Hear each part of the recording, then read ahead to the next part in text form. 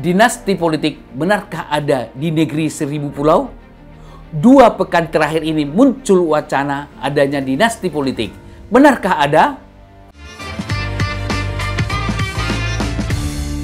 Dinasti politik bisa jadi disematkan kepada politisi pragmatis dan haus kekuasaan melalui proses politik instan yang elitis tanpa berkeringat. Kita coba merunut politik dinasti kontemporer di negeri seribu pulau.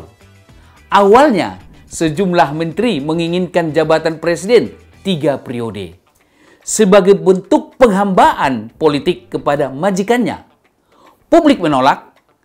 Keinginan para menteri ini pun layu sebelum berkembang.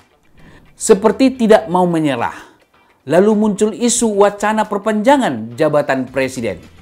Upaya ini pun pupus dan mengalami nasib yang sama dengan jabatan 3 periode ditandai dengan penyusunan dan penetapan tahapan jadwal pemilu 2024 oleh KPU. Selanjutnya, atas pengajuan permohonan dari orang tertentu, lalu MK memutuskan bahwa kepala daerah di bawah usia 40 tahun bisa capres, cawapres, tanpa mengindahkan sila kelima Pancasila, yaitu keadilan sosial bagi seluruh rakyat Indonesia. MK memberikan privilege kepada kepala daerah di tengah ratusan kepala daerah terlibat korupsi. Tentu keputusan MK ini menjadi karpet merah bagi kepala daerah mendaftarkan diri baca pres dan bawa capres di KPU. Serta-merta ada kepala daerah di bawah usia 40 tahun yang melenggang berjalan di atas karpet merah yang digelar oleh MK mendaftar di KPU sebagai suatu realitas politik.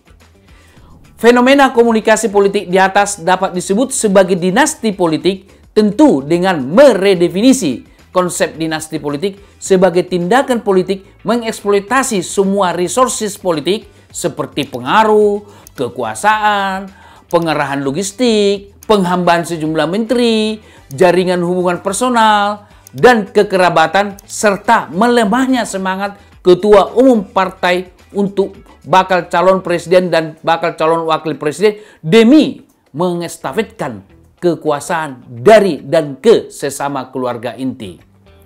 Oleh karena itu, tidak bisa dipungkiri saat ini muncul kritik dan penolakan begitu deras, tajam, dan masif atas keputusan MK dan fenomena bakal calon wakil presiden yang cenderung tajam dari berbagai kalangan di ruang publik. Untuk itu, dengan mengutip pandangan Presiden, sebagai seorang komunikolog saya menyarankan agar kita semua ojo ke susu untuk berkuasa. Mulailah dari wali kota atau bupati, kemudian jadi gubernur, baru berkompetisi jadi calon wakil presiden dan atau calon presiden. Salam, saya Emrus Yombing, komunikolog Indonesia.